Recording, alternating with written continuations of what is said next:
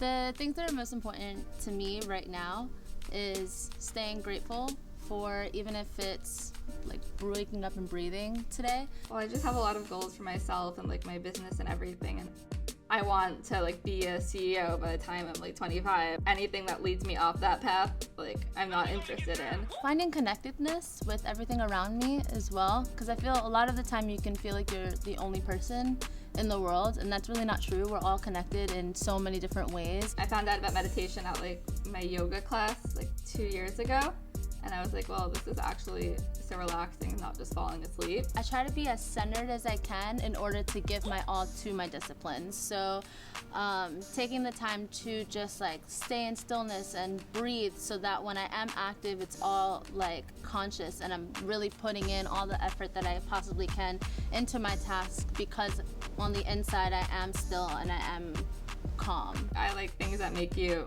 feel good while you're looking good. If I'm like just not active or doing anything, I feel like it really like affects my wellness, like the way that I feel about myself. Like then I just feel like very like bummy and like lazy, and I'm like, wow, like what is life? Not waste of time.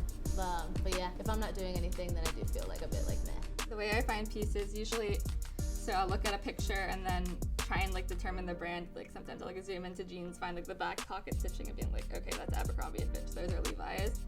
And then I'll nail it down. I'll search on like Mercari, Poshmark, ThredUp. My freshest kicks I'll wear for like to go out.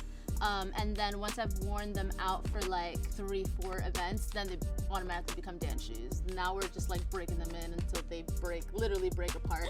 I think it's just a way to kind of stand out in like a sea of people, especially in New York where it's so easy to get lost in the shuffle. I always kind of want to be a little bit memorable. I like to look more fitted in my workout clothing, whereas my outside gear can be like baggy and loose and as like wacky as I am. I guess what motivates my style is just feeling really comfortable in my own skin and always having fun with what I wear. There's pajama chic, which this is tapping into.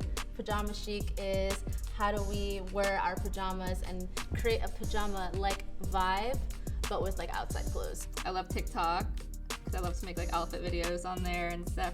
And that's where I have my biggest following, like 30,000 or so. Instagram is really like the highlight reel, like the very illusion of your life, the best side of your life. And then TikTok is for the clowns, like where you go to laugh and like make a fool out of yourself. I really go thrifting for most of my things, or like stores that are kind of like thrifty vibes. When people tell me I look outdated, that's the best compliment to me, honestly, because I'm like, you know, I'm going to look like I'm from 15 years ago, and if you tell me that I look like that, I've done my job. I'm always like looking at people's shoes predominantly to see like what you're rocking with, and then if your like pants like catch my eye, then I'm like, okay, noted that. And I have like notes on my phone of like mint green pants, wide-legged, corduroy, and then that will be my Google search for later on when I'm like ready to shop for something. I also thrift a lot, and I'll find things and rework a lot of stuff to make it like a little bit more my style. I try to steer clear because now it's gotten like hella popularized, but I used to go on Shein before everyone discovered Shein, but then they discovered it and I feel like now everyone has everything on there. So